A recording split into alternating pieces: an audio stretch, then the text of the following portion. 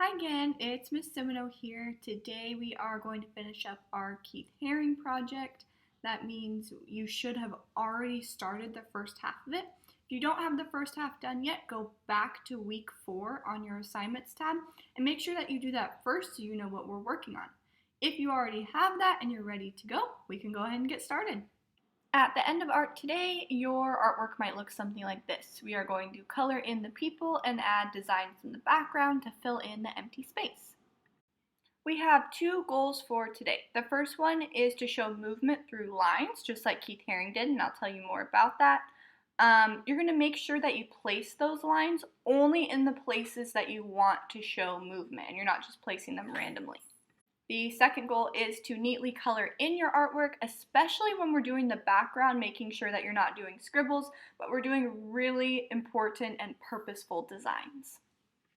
Before we get started, you'll want to get your materials out. Make sure you have your paper that you already drew your people on. If you don't know what I'm talking about, you need to go back to last week's lesson so you can catch up. You'll also need a pencil or a black marker, and then coloring utensils. It can be crayons, colored pencils, markers, whatever you have. I'm going to show you with markers. Once you have all your materials and you're ready to go, we can get started. Just so you know, on this video, it's going to get sped up a lot, especially as I'm drawing the background. So you can listen to the instructions and then do it after, or you can pause and follow along. It's your choice, but don't expect to finish it as fast as I finish it.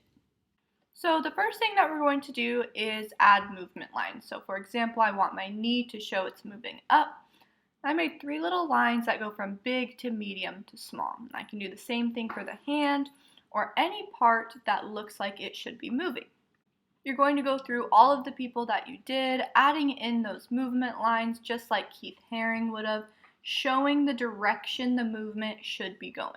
You can also add movement lines to any of your extra details you added. So for example, I'm going to put movement lines on my speaker to show that music is coming out. Now you can get your colors out so we can start coloring. We are going to color the people in one full color. That means we're not adding faces, we're not adding different colored shirts or different colored pants. You're going to neatly color in the entire person, making sure you're not going over the edge of your outline. Another thing that might help you as you're planning this is what theme or color scheme you want. I decided to do all of my people in cool colors because I thought that would look really good to have them all darker like purple, green, and blue, but it's totally up to you on what you choose. Don't forget to also fill in any extra items you put in, but making sure we're not adding too many details, we're just filling them in with color. Once you have that, you might want to go back through, touch up any spots. I'm going to actually add some more movement lines here because I think it looks like it's missing some until it's exactly the way that you want it so we can start on the background. Now we get to start adding the background, which I think is the most fun part. What we're going to do is we're going to make some sort of design or pattern, but we're going to stop before we touch the person, and then we will start it again on the other side of the person so it looks like the design actually is moving around the person. So for example, this is a really easy just squiggle one. I went around the arm and then I filled the rest of the blank area in with the little squiggles. You can do one design across the whole background, or you might want to choose to do different designs across the background like I'm going to do. You can add shapes, you can add designs, you can add patterns, anything you want. Try and make whatever colors you use stand out. So for example, I'm not putting these blue shapes next to the blue person because I didn't want it to get mixed up what colors we're using. Once you finish your background, you can double check that you don't need any extra details, and then you're done. Nice work! I hope you had fun. This is one of my favorite projects, especially doing the background. I think it's really interesting.